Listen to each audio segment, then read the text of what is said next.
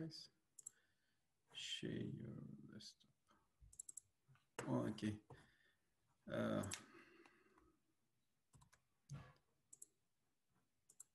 What happened? Oh.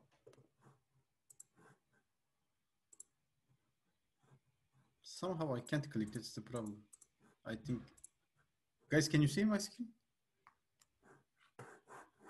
Yes. Yes. Okay, Zoom is killing my computer. Sorry. Okay.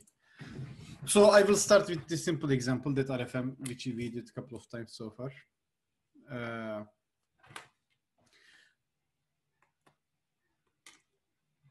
I think we all know RFM, what RFM means, but let me explain it again. RFM is basically an algorithm that helps you to organize customers, to group the customers based on when they came and how much they spent, and how often they came. Some people, if there are people that there are people that spending a lot of money but is not coming for a long time. This is assigned like something like champions or at risk. So based on that, we assign some labels. So this has an invoice data. Okay, let me first of all show you the invoice data. Sorry, I'm not seeing your screen now. Ah, okay. Okay, ready, thanks. Okay, so I will start with RFM example. First of all, I want to show you what we have as invoice data.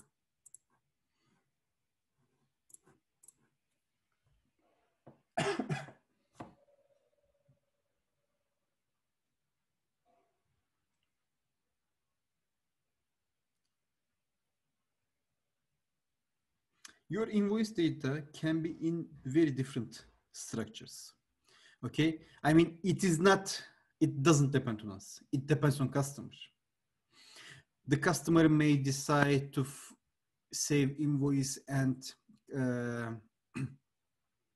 invoice and products in different tables. They may decide to save everything in one table. They may decide to save in 3 tables. I don't know. It doesn't matter. But the idea is somehow we should have some kind of invoice data.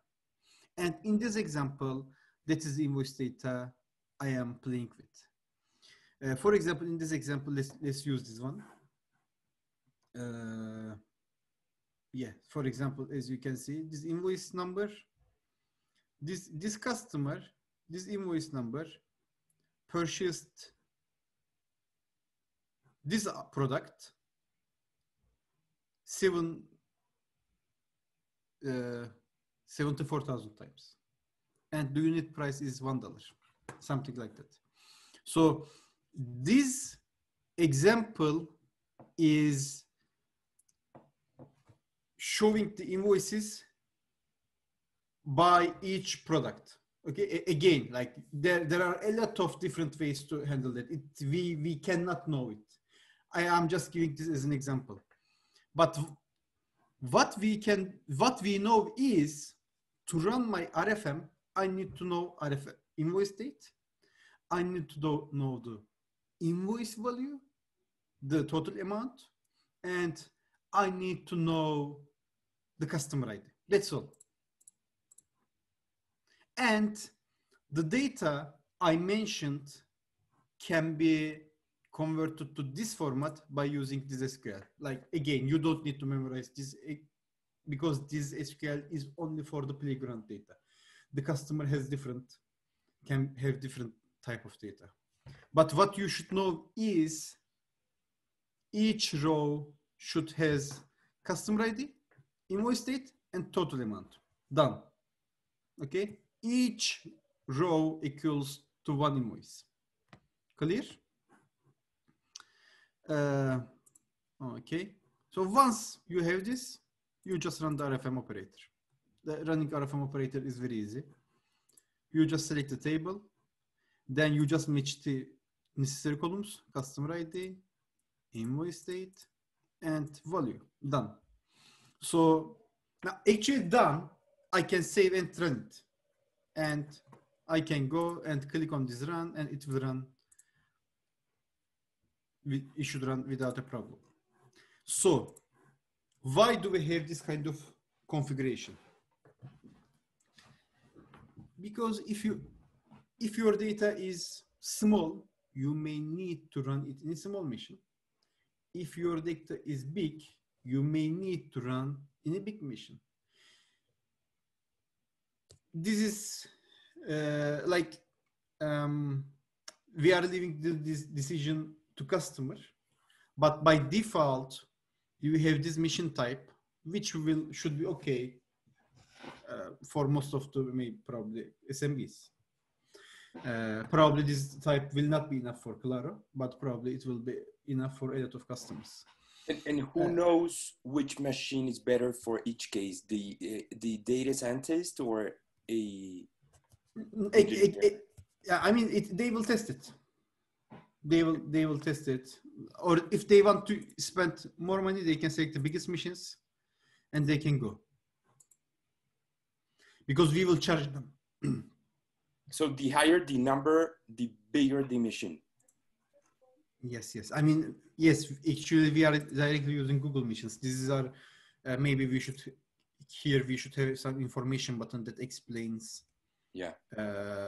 Each this shows a table like the mission configuration. But these are again like for a data scientist, like these are very clear. Like and if I go internet and search what it is, I will see it clearly without a problem. Yeah, that's now, why. Najari, I have a question. What happens if I leave it like that, but my data is a lot for that machine? What will happen? It will give error, and you will see it here. Probably in 20 minutes, 30 minutes, I don't know, it depends on data. You will have overflow error, something like that.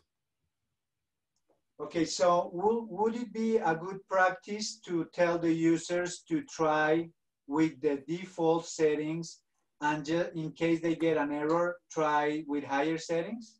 Yes. Okay. Yes. Actually, what we have is very big here. Like I realized that now.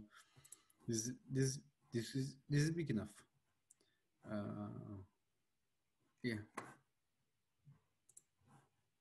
Again, like it doesn't matter if they are doing it our platform or another platform, they will have the same problem. Like it doesn't matter. Like right now I am using Zoom, and my Chrome is open, and my CPU is high. So like now I learned that there is a problem while opening Zoom and Chrome at the same time in my computer, right? I mean, that is the same thing. It is not something that everybody knows when they were born. They do the same things. It doesn't matter. It is not about Datagram platform. They will test it everywhere. It doesn't matter where it is. Yes. If I was using Microsoft Azure, I had to test it there too. If I was using Amazon, I had to test it there too. Like I don't know which machine will just magically run. Like it is not happening just in Datagram, because like that's what I wanted to make it clear to Hera. Just it is not running, like, you know, like nobody knows it magically when they are run, so they need to test it. Yes, but if you run out of memory because you have many Chrome tabs open, it won't cost you money. Here, the customer will have to pay if they do something wrong. So that's why I think we should be very clear that in case, yes, like if you choose the default settings, then it won't cost you anything. But no, it will cost. Default setting will also cost. Why? What? Default settings will also cost. Yes, How much? They consume the data units in the plan. Yes. Yes. Okay. We don't measure it yet, but yes. Like again, like don't not forget Datagram. Go and use Amazon. That's it. The same thing. Right? I mean, that's a fact. I think maybe we are spending a lot of time on this topic. Okay, so I will not click play because it will take time. But I clicked before this meeting, and you can see the green tick here. When you click play, it will start loading. You can save your pipeline and go out and come back again, open your pipeline, and if it is done, you will see it has green tick. So there is no problem here. You do not need to wait in front of your computer to make it finish. Do I get an email when it's done? No.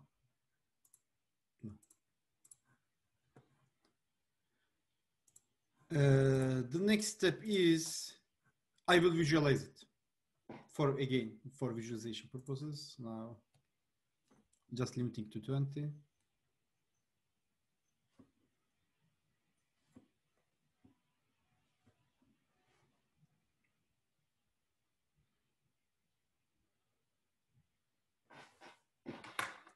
Now, possibilities are endless, right? I mean, that's what we are discussing. So let's do something like that. For example, I want to take action for the people where label at risk. Okay, let's see if. Yeah, good. And you can combine that with everything, right? Yes, that's what I was. Yes. For example, product recommendation or prediction. Yes, I was going to say the same thing. Now I will give it this. I will give that kind of examples. Awesome. Yes, that was not actually. That was I didn't plan that before the meeting, but just now I thought why we will not do this. Now I know these customers are at risk, guys. Done. Okay, we know it. Let's save it. Okay. So now let's run this custom SQL. It is running. So we are done. We know RFM. We know which customers are at risk. The next step can be to combine these with customer data, client data, as you can see. Okay. And now I know the customer who are at risk, like the user ID. Okay. The user ID, the customer SQL for it. Now I can combine this.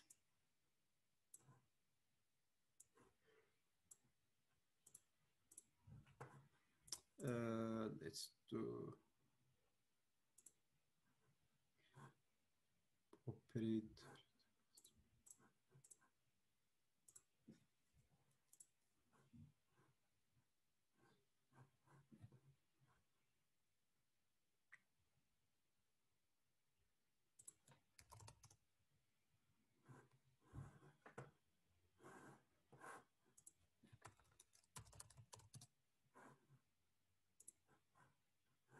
This is user ID, custom SQL.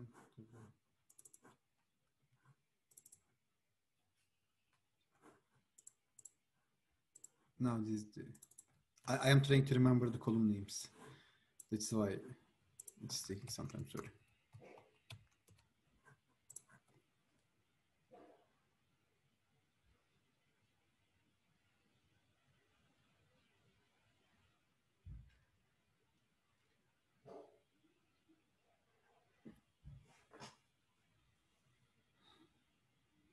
Okay, customer. So here's what we can do. Let's see.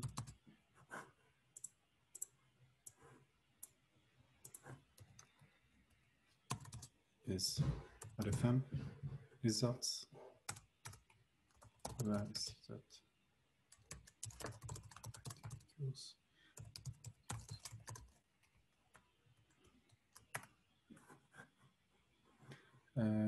it should show me now email. So with the SQL is the operator that you use in order to, let's say, like select the specific audience or people you want to take action onto, right? SQL is like the goal of SQL. You cannot just restrict it what you say. It is generic, like it is combining, joining, selecting, filtering. It's a multi-purpose tool. Yeah. Okay, so now, guys, we have here, ladies and gentlemen, not just guys, we have the email of the people who are at risk. Done. Okay, so again, save this, run it, and then export to Google Audience. Done. I will not do the rest, but you got the idea.